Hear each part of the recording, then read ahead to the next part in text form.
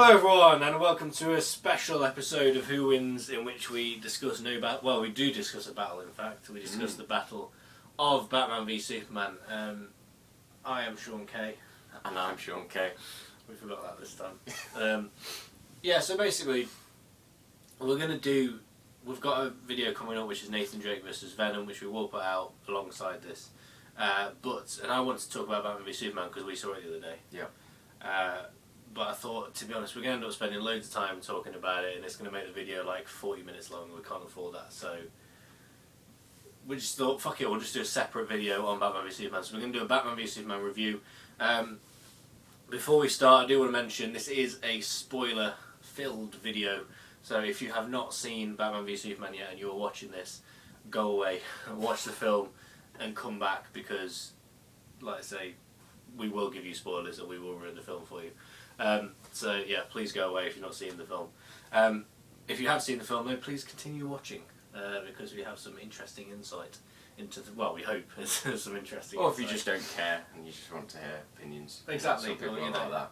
But. Well, the other day I blitzed through a shitload of reviews because I was looking for, like, the day after we watched it, I decided, fuck it, I'll look through all the reviews and see what people said.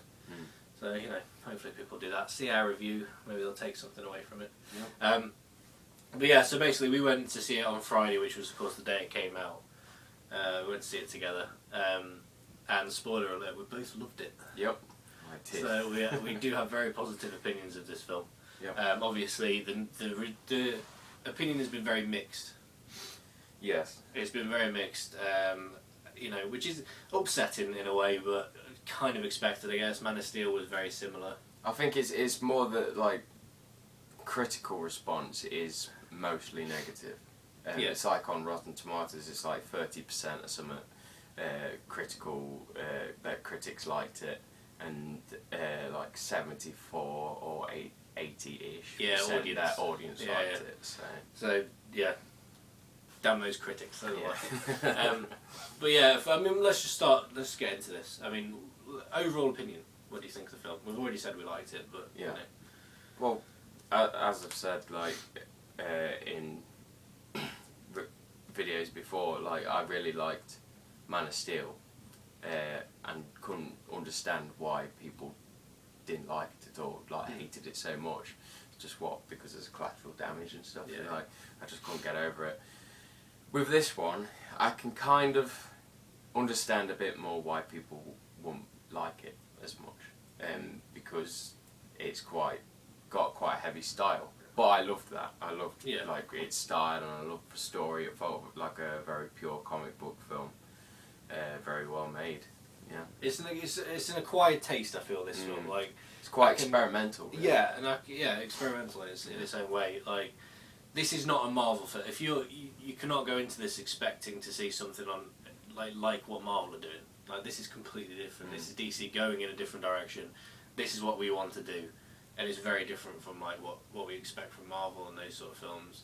And I see that as a good thing. Like, I saw this film, and I enjoyed it just as much as the Marvel films, even though it was very different, and even though the tone and the style and the way all of that was very different. Yeah. I still enjoyed it a lot, and I think there was a lot of. I understand some people's arguments against it, so people saying sort of the story is a bit, the story's a bit messy, and it takes a while to sort of build up, and it's very sort of all over the place, and they're trying to cram so much in and all that, and I do understand that, but I just really enjoyed it. I don't know. I like the style and the I don't know, the way it. I like the slow build and all that. Yeah, everything that I can defend everything, and I think you're pretty much the same, really. And the common complaints seem to be like it's too long, it's too bloated, it's too overly complicated, and it's too serious as well. And a lot of people like doing things like Lex Joker and stuff like that. It's like every single one of those points I can counteract. Yeah. So. Well, let's go into more specifics of the film, because rather than talking generally so much, I want to start with Batman, because it's a big part of the film, and if anything, probably the most praised of the film's elements, I guess, even by the critics. Yeah, yeah. I mean, what do you think? What do you think about Batman? Oh, I think he's really good.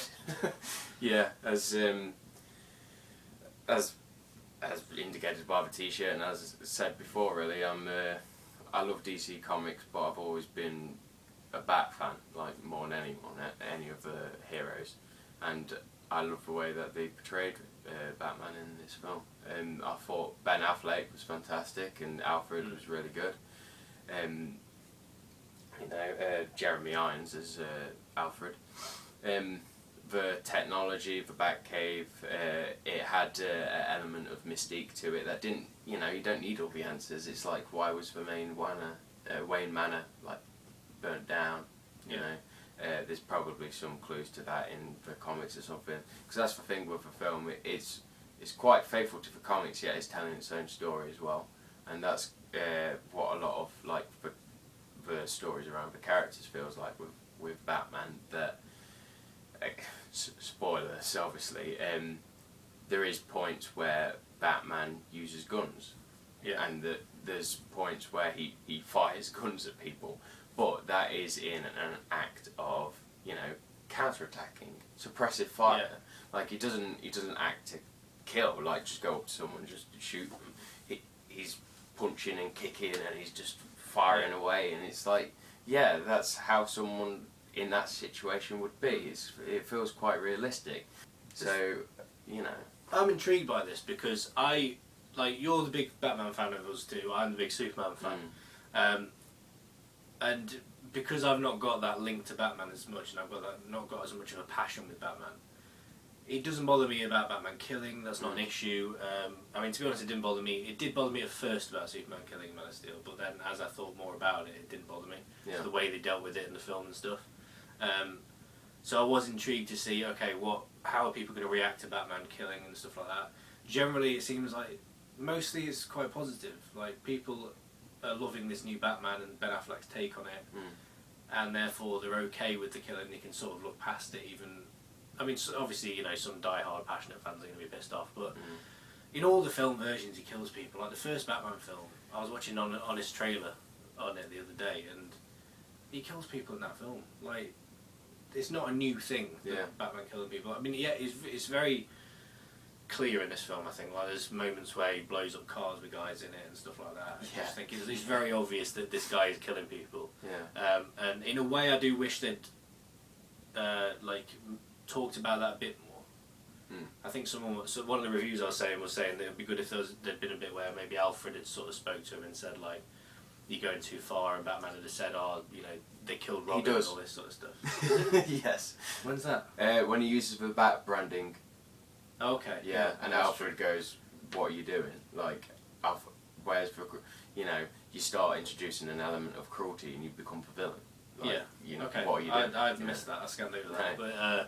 But, in terms of the killing, I want more of a backstory on why he's got to that point. But I guess, we might get that in the solo Batman film, so I'm not, Yeah. I'm not saying I'm willing to look past it because it kind of fits this kind of realistic, real world thing they're trying to portray, and like. Yeah. Well, again with the bat branding, where he basically heats up one of his batarangs and he brands the criminal, and this may even happen by him visiting the criminal within prison. Obviously, there's a lot of moral issues that are raised there in the film as well, not just by the viewer themselves, and I'm fine with that because they mentioned that the people that he's done that to are horrible people. Yeah. Like, two of them mentioned were like paedophiles and child killers and stuff. And it's like, it's like whether or not, like, personally you might agree with that kind of thing, I suppose that's kind of like the Dexter argument all over again. Do you really view him as a good guy? It depends on your personal views. But in here, you can kind of accept it a bit more. It's like, he is being cruel, as Alfred said, but you can kind of understand why. Well, I feel like this is a Batman that we are being presented with a Batman that he's been through the races, he's been through all this shit, he's been doing it 20 years, he's gone through it all, he's fought crime and all that sort of stuff, probably took a few losses, presumably by the whole Robin suit. Yeah, it hints at like it, that. doesn't it? It feels like this is a Batman that's been through all that and he's just thought, you know what, fuck this. Like, I'm just going to be more cruel and be more brutal because I've just been pushed too far. Like, that's how it feels like this is the Batman that's been presented to us. That could change as time goes on, like as he gets integrated in the Justice League and he sees different ways of doing things and stuff. Like, I think all the characters might become a bit more positive and, you know, hopeful in the way they're presented and stuff. Yeah, I mean, I think the overall story of this film is loosely a mix of The Dark Knight Returns by Frank Miller and The Death of Superman. Yeah. Spoiler alert. Yeah, well, we've already said, so they're backing out now. But the Frank Miller stuff there, like with older Batman, who he kind of doesn't give a shit anymore, you know, and like in that story, he basically has a scene where he just like breaks bones procedurally. Yeah. And just like make sure to break each finger individually and stuff like that. It's like, yeah, that's a really brutal method of torture that you wouldn't like see in a lot of other Batman comics. But here, like, just like with this film, I can imagine like maybe him doing that later, that kind of like nasty torture, and maybe them having to bring it up again. It's like, yeah, get rid of the cruelty. But I think by the end of the film, he does kind of warm a little bit more, and it comes, because obviously the whole Batman versus Superman thing, he hates Superman to begin with because he's scared of him, because he was in the midst of the whole disaster, of the collateral damage from Man of Steel, which, just as a slight tangent, I loved how they basically took the main complaint of the first film, the collateral damage, and made it into a major story point. That was so good. It's like a middle finger to well, that's the thing. They had a lot of collateral damage in there. Like, it felt like Zack Snyder going, collateral damage, fuck you. Like, that's how it felt. It just felt like he was just throwing, like, no, I'm not having this bullshit. Yeah. But the Batman is very much like based on the Dark Knight Batman, Dark Knight Returns, and it does follow that formula. And like I say, you've got to remember, this is a pre-Justice League world. This isn't a world where, you know, we've got that kind of hope for all these wonderful heroes that are around. This is the beginning of all that, and I think you're allowed to show a darker world where we haven't got that hope yet. And I think the Justice League will bring that hope, and that's when things might get more positive and like, not quite, you know, to like too high levels. I think they're still going to keep the dark, gritty atmosphere, but I think there's a point to the darkness at this point. Yeah. So what did you think of Superman then? Just quickly, because I didn't actually say what I thought of Batman. Okay, sure. But I thought Batman was fantastic. Ben Affleck was wonderful in the role. Perfect Bruce Wayne, perfect Batman for me. Very brutal. I loved all that. I love the way the suit looks and the armoured suit and everything. All the fight scenes were incredibly well done. Yeah. Best Batman scenes I've ever seen. I think this is about best Batman ever, honestly. Like, on the screen Batman. Yeah. I probably agree with that, to be honest. Like, we've all seen the sad Fleck videos, the sad Ben Affleck videos. He shouldn't be sad. He did such a wonderful job, and I fucking tweeted him on the matter. I literally tweeted him saying best Batman ever. Oh, that's good. I don't want him to be sad about that. No, he shouldn't. As much as I love the Nolan films, and I do like Christian Bale in the role, but to me he doesn't feel like true comic book Batman. Yeah, you know. This feels for me, for adaptations, it's either Kevin Conroy or Ben Affleck. So,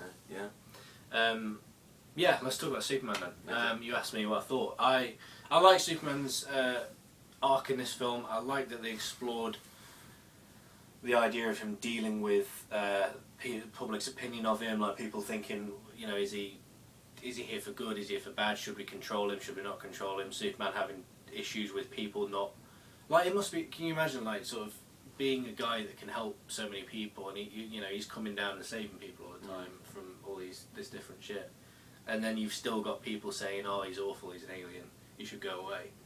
That bothered me so much. I'd be like, hang on a minute, I'm saving people. What the fuck? What is this? But I liked his arc. Spoiler alert. There is a reason why I've got the Death of Superman graphic novel up here to display. It is because, of course, Superman does actually die in this film. I have also got Batman R.I.P. next to it. That's not relevant. I just like the cover to that story. But yeah, Superman does die in this film. Doomsday takes him out towards the end. I mean, I like the scene. I mean, we'll talk more about the battles and stuff, but it's kind of that moment. I like the sort of, he's lying there and Lois is there, and then I think he says, "This is my world," or something like that. And then he charges in and stabs Doomsday with the kryptonite, and Doomsday gets him back. Well,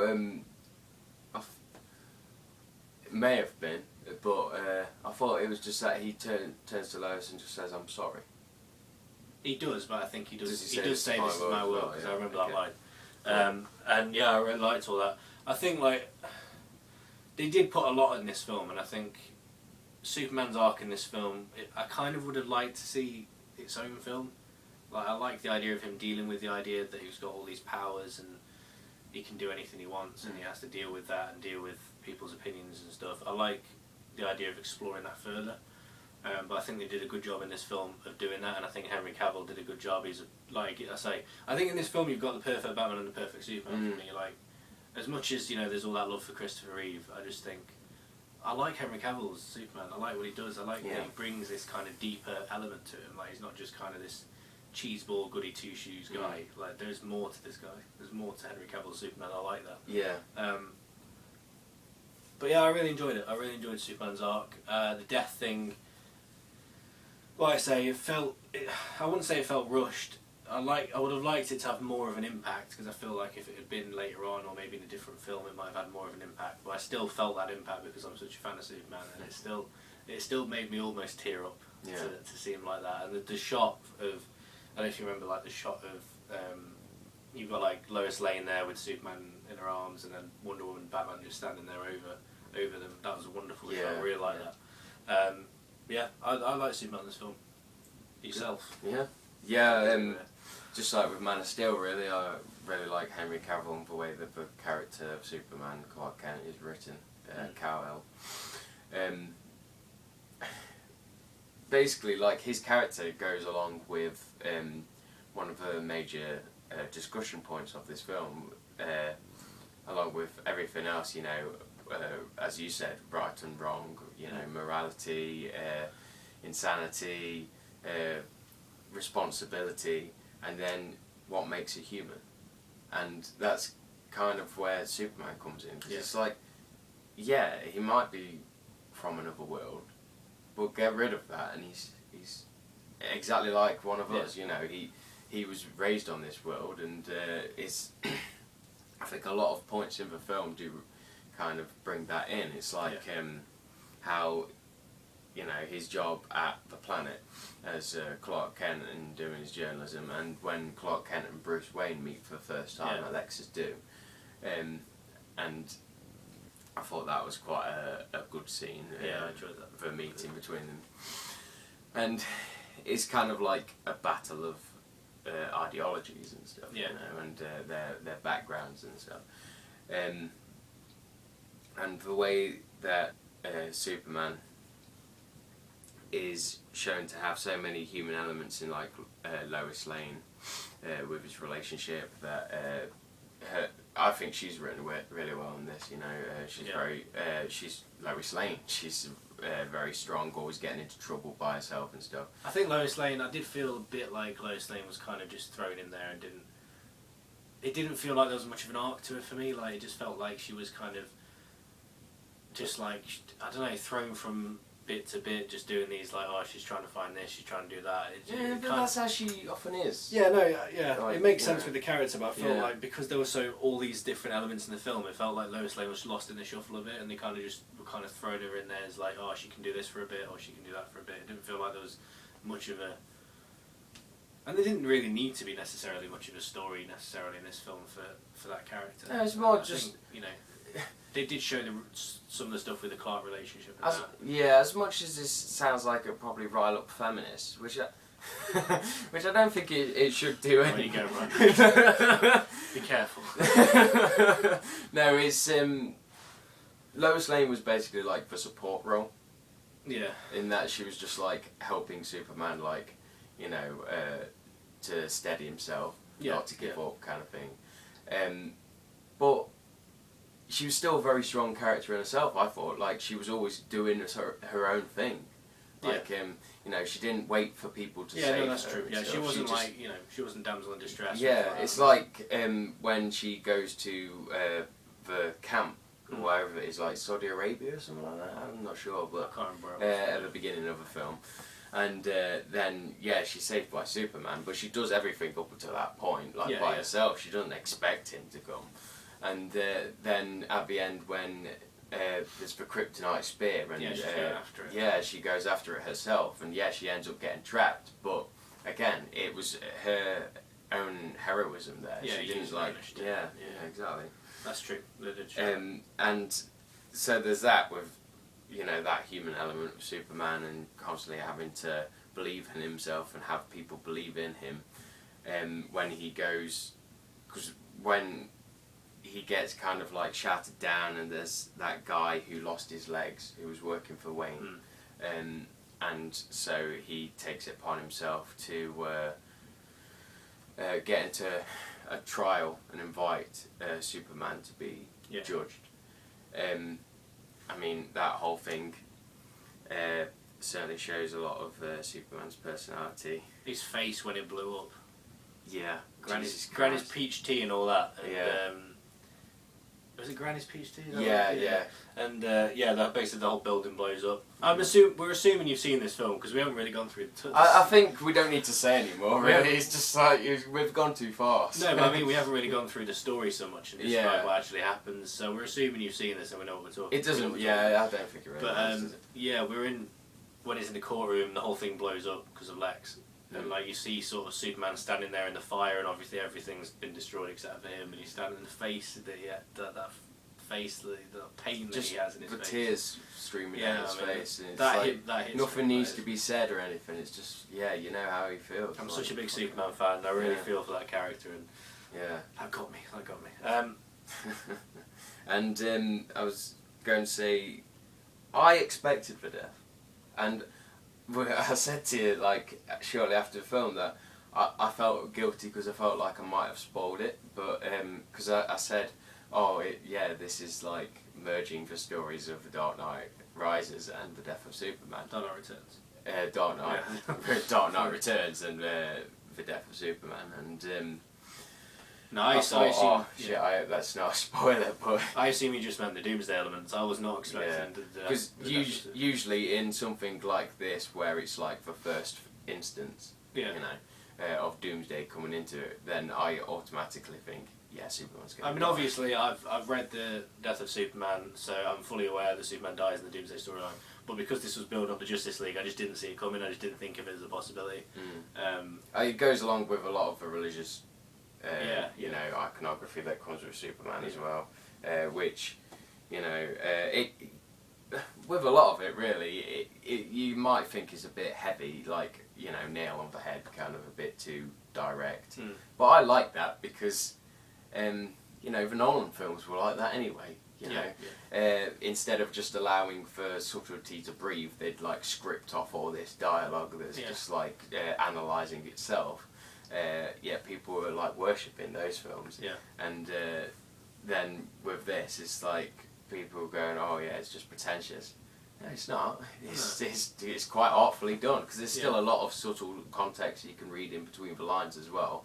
And even when things are said, you know, a lot of the time it's just one small little bit that's said, and then you realise actually they're saying a lot. You know, so.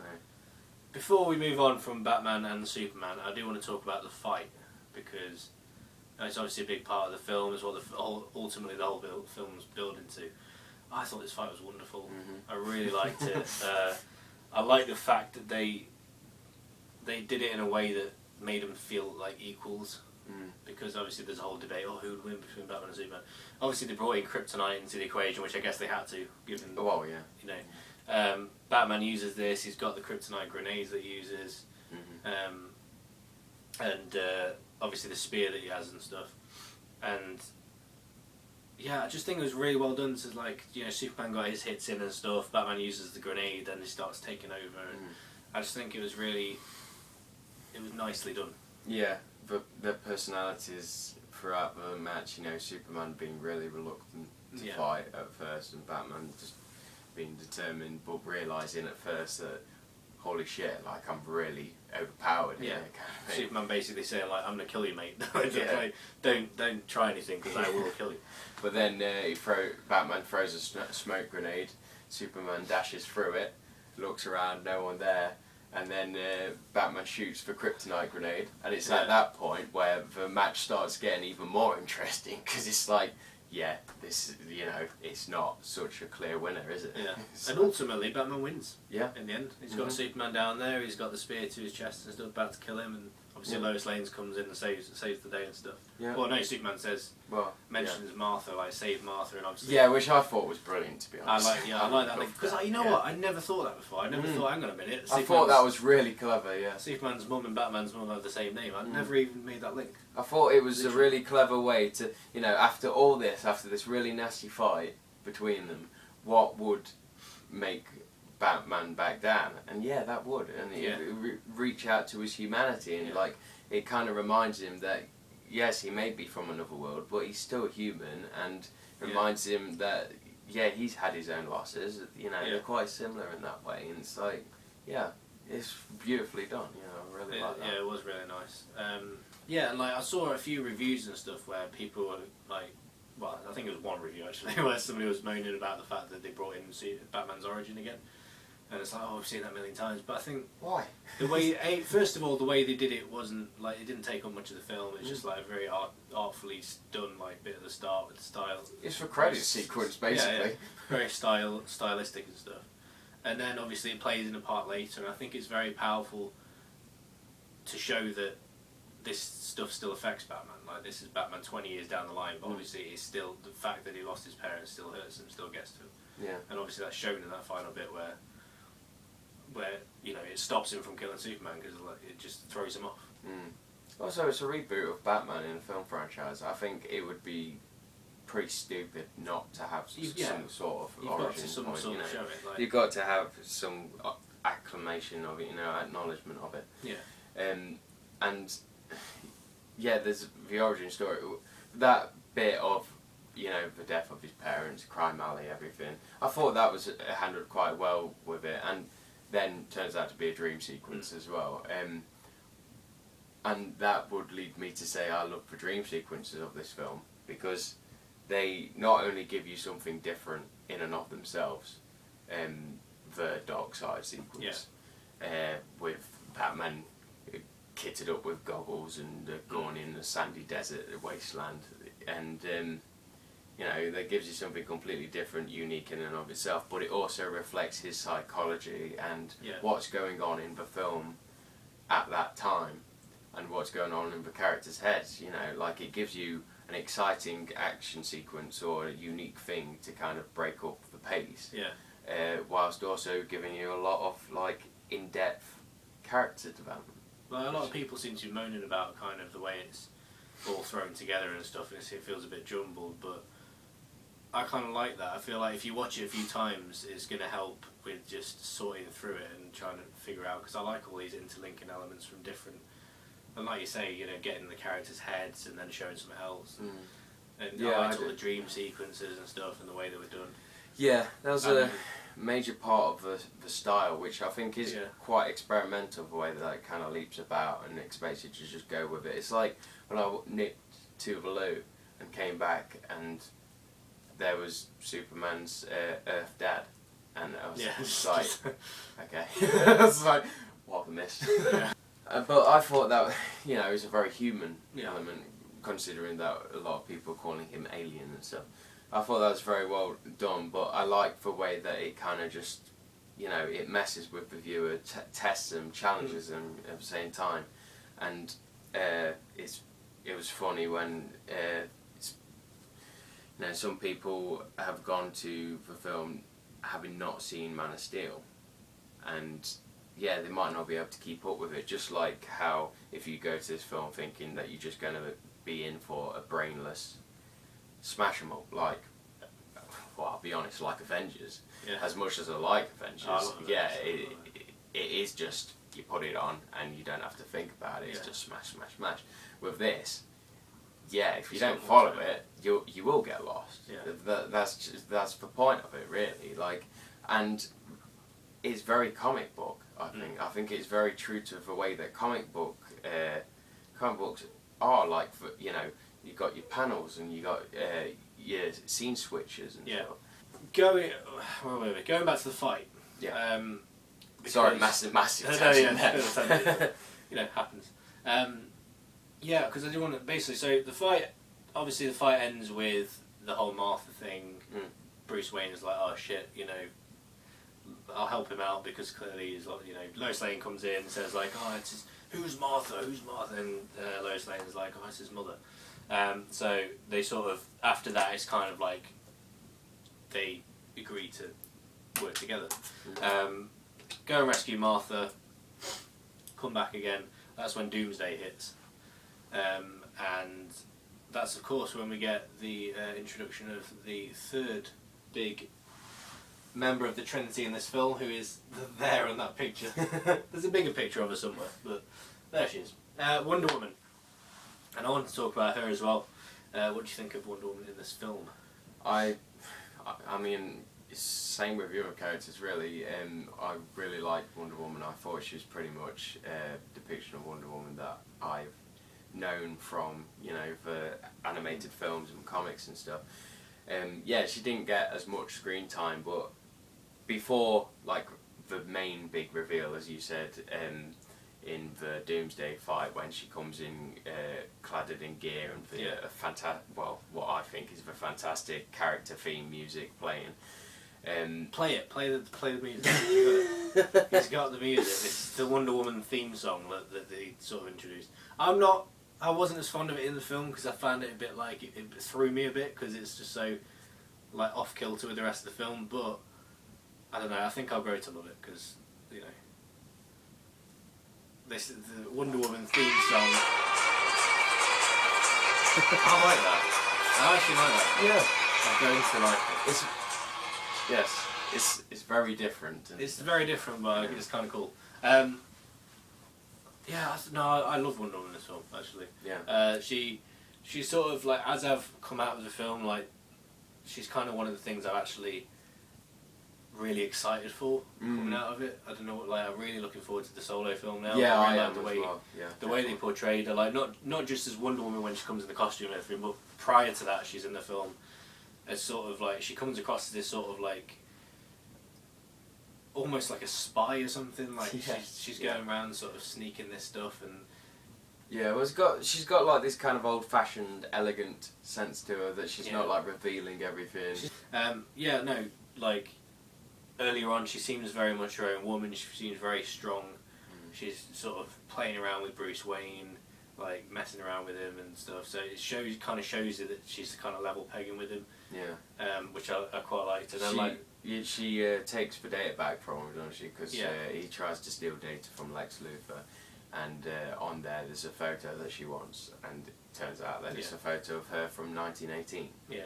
And then Bruce Wayne's like, "Who are you? Like, if there's clearly you there, so you know what's going on."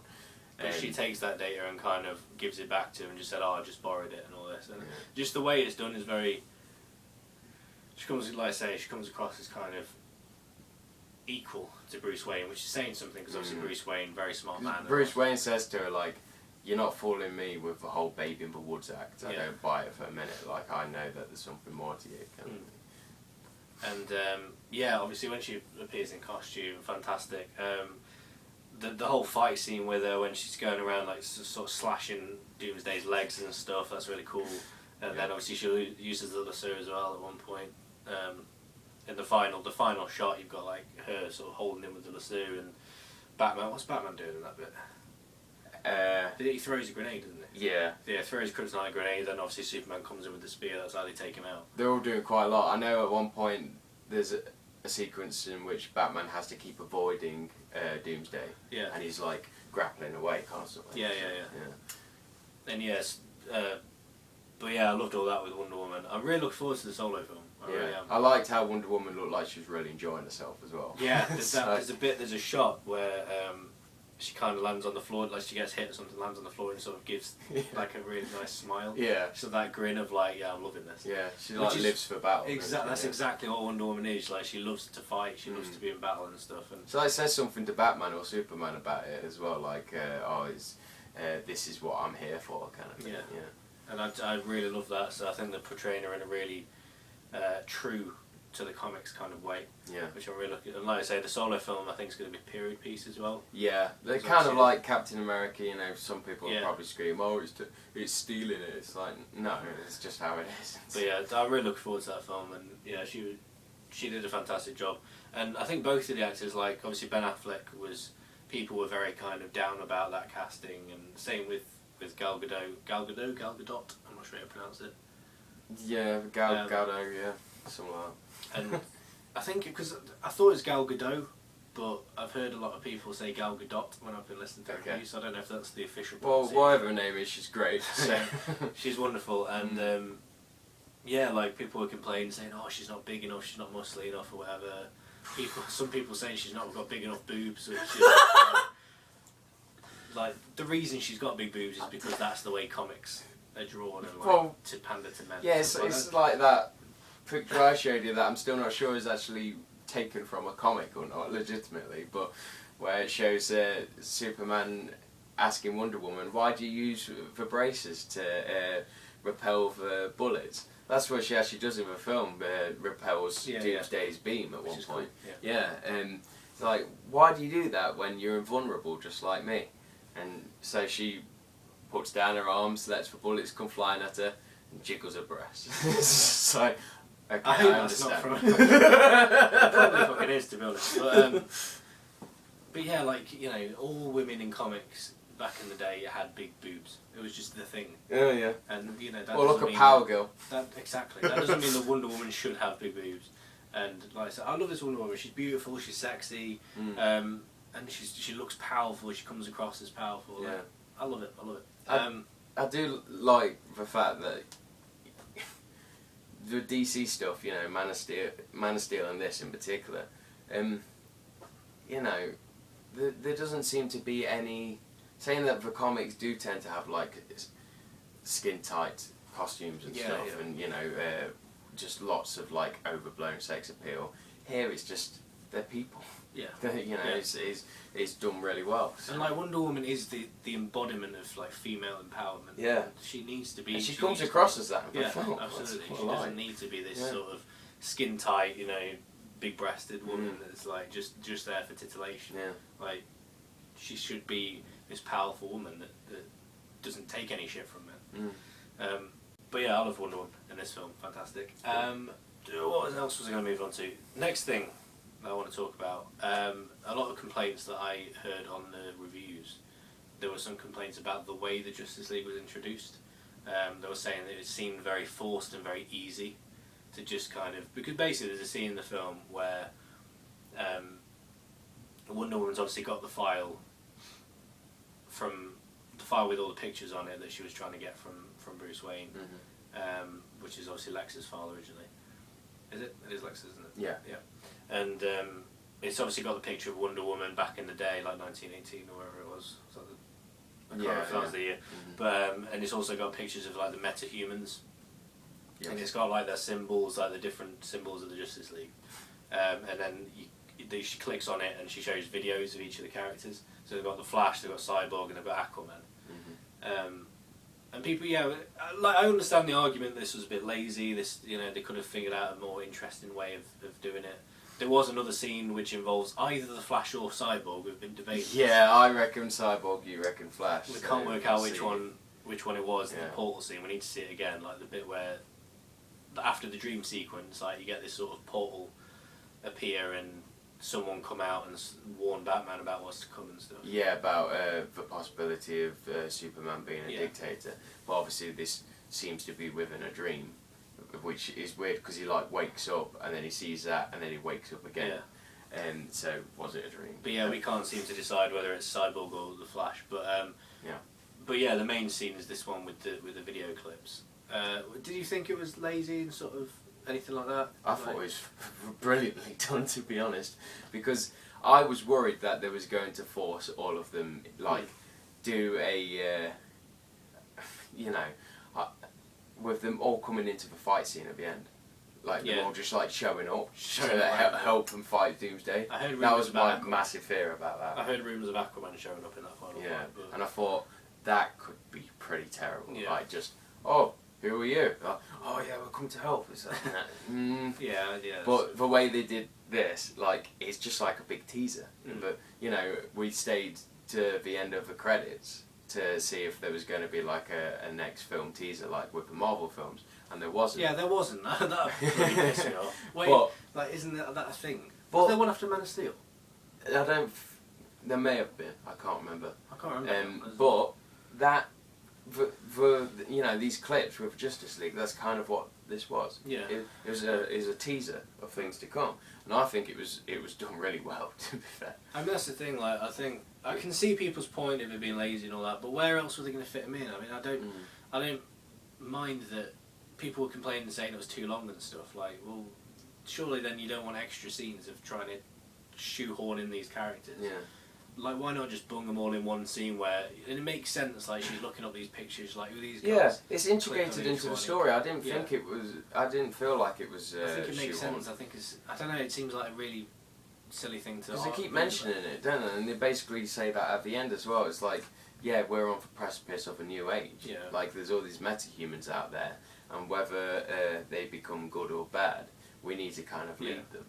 And we need to start finding some of these people. Yeah, which is a nice setup, and I like whether they want to be found or not. I think we need to start the charge, because otherwise, something's going to happen without us. So we need to take leadership. Did you like the look of, like, on the video clips themselves? Did you like the look of each? Yeah. Like, I think people might complain about the fact that the Flash has got long hair in this clip, like long dark hair. It doesn't bother me. But from what I gather, apparently there's concept art of what the Flash is going to look like, and his hair is short and stuff. Like. So I don't think we need to worry about that. Very interesting how the Flash powers kind of came across. Like, when he was using them, as speeding around the shop, like, it was very kind of destructive. Because like, obviously the lightning and everything, as you would expect, but it kind of caused some damage to that shop. And I thought, that's interesting. So that should be interesting to see how that plays out. Cyborg seems to be linked in with Darkseid, which is nice. They had what I assume is a mother box in the room, which obviously creates the Cyborg suit. Yeah, it seems to be the more recent take on Cyborg of like the shifting technology, like kind of like nanoids, really. So he can morph parts of his body. Because you see him on the wall and he's just like a corpse, really, at first, isn't he? And then that torso, starts, isn't he? Torso and a head. That starts like fusing with him, and then he comes back to life, screaming back to life. Whereas, like, obviously the older Cyborg is a guy with just like parts attached to him, and that's kind of it. But that don't shift or anything. So I'm glad they've taken the more recent version though. It'll be more visually interesting. See it more, that'd be cool. Aquaman, you don't see too much of Aquaman. Just sort of he's chilling there on like a shipwreck, and then sort of there's cameras watching him, and he turns around and sees him and sort of attacks him and then swims off. That is still very cool though. I love the look of Aquaman. I think it's really cool. It's very different to the comics, but I like it. I like the whole sort of, Jason Momoa looking all this badass sort of guy with his facial hair. I think it's about time, like, people started... cool looking armour and stuff. Like, I think it's really cool. I've always liked Aquaman anyway. I do like Aquaman. Some representations over others, but... Because, he can be kind of camp. But, like, Batman Brave and Bold, just take the campness and just ride with it and make it funny.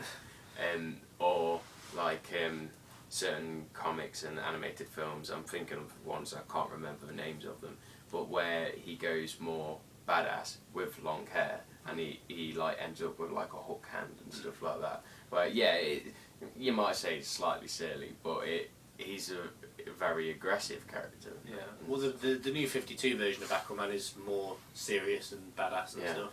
Like, and they give him sort of power, like he's got powers on land and stuff, like he's got all this super strength and stuff like that. So, and yeah, he's a much more badass character in that, and they seem to be going more in that direction. But obviously giving him a completely different look, which I really like. So yeah, I like the tattooed suit. Yeah, I thought that was very. I think the armor looks very cool. It's very again very different to the comics, but I really like it. I like the way it looks. So we've basically covered the Justice League. One more character to talk about, and then we'll probably wrap this up because we've been going on fucking ages. I think Lex Luthor. Yeah. Again, a lot of reviews like that I've seen.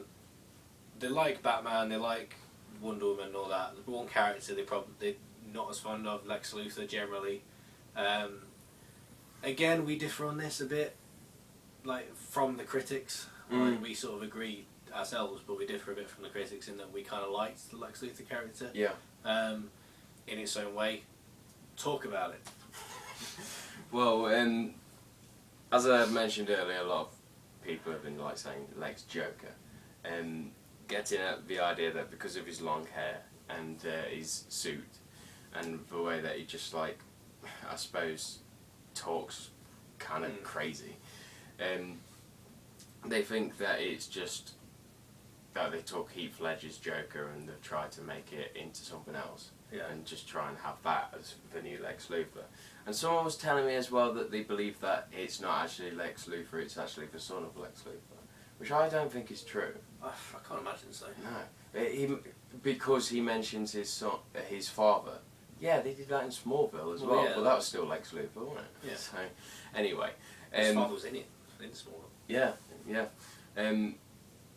But I thought Jesse Eisenberg as Lex Luthor was very good. It was certainly a different take on it. It was basically like, as I've said to you, like, it's a realistic version, how I kind of would imagine a crazed criminal genius to be. Like, you can't really understand what the hell he's talking about. Like, he's just nonsensical. Like, he gets dead excited all the time, like talking about things. But people with him don't really understand what he's saying, and the audience doesn't really understand. Because he's on some other level. He's on here somewhere. Like it's like when he starts saying to Lois Lane what he's going to do, and like saying to Superman what's going to happen, and the big fight, and you know, red versus blue. Red versus like blue. the Son of Krypton versus the Bat of Gotham. All that. Yeah, yeah. But there's a lot of like bits with Lex Luthor that are just like, I constantly thought he was going to like turn around and glass someone. Like the way that he delivers his lines, the way that he looks very pained, like he's trying to control himself, and there's only one or two moments where like he allows his true emotions to show, where he's like just starts screaming and then he has to reel it back in a bit. It's like, Jesus, it looks like he's really emotionally unstable. Yeah, it seems and he's like trying to control himself constantly, and that he's always like a few steps ahead of people, and talking like cryptic riddles and stuff. It's like when he says about a granny's peach tea, and basically says about like swapping it out for urine or something, doesn't he? Is that something like that? It's like a childhood story or something. And then, obviously, in the courthouse, and the judge turns her drink around and realises it says Granny's peach tea. Which is amazing. Yeah. I really love that. And then it's like, oh shit, she's drinking piss. Oh shit, that means Lex has had something to do with this courtroom. Oh shit, yeah, Superman's crying. It's like, and obviously Lex then manages to get a hold of Doomsday because he takes the initiative to gain certain accesses to like the wreckage of the Krypton ship and General Zod's corpse, and takes the fingerprints off and the hand scan and everything, and manages to get in and like creates Doomsday by merging his blood with General Zod's DNA and creating some crazy mutation. Yeah, but yeah, I thought really good. The music again, Hans Zimmer and XL Junkie. I like that music. Very good. The theme for him really good. So, I think he's an acquired taste. Like, he's not something we're used to seeing with Lex Luthor. I personally, like, my favourite Lex Luthor ever is Michael Rosenbaum off of Smallville. Like that Lex Luthor is my favourite one. Very different to this Lex Luthor, but I still like this Lex Luthor. I was open to the idea when the trailers came out and stuff. I was like, okay, that's different, but you know, I'm open to it and I'm willing to see where it goes. And I like the fact that they sort of merged the silly. It's sort of silly in a way, the way he's portrayed, because he is a bit insane and a bit nutty. But they also merged that with, like you say, the emotionally unstable. This is a dangerous guy. Like you don't want to mess with him, because he will turn on you and he will do these crazy things and he will kill a bunch of people in a courthouse and stuff like that. He's weird and eccentric and stuff, but he's scary. Like this is a scary guy that will turn on you at any moment. And yeah, it's kind of like if you saw Lex Luthor from say like the original Superman films, the Lex Luthor from those films and stuff, and like has that silly element, but it becomes almost cheeseball because it's not set in a world where you can do this kind of shit, where Lex Luthor can be brutal and he can, the bit where he's got like Martha trapped in this warehouse and he's like showing pictures of her to Superman and stuff, and like these really like nasty looking pictures of this woman being like, you don't know what's going on, is she being tortured? Yeah, he starts saying like, oh, you know what they do to witches? They burn them. Yeah. And then you realise that on her head is written the word witch. Yeah. And this isn't just a silly, cheesy Lex Luthor guy that's just a bit zany. Like this is the brutal, nasty man.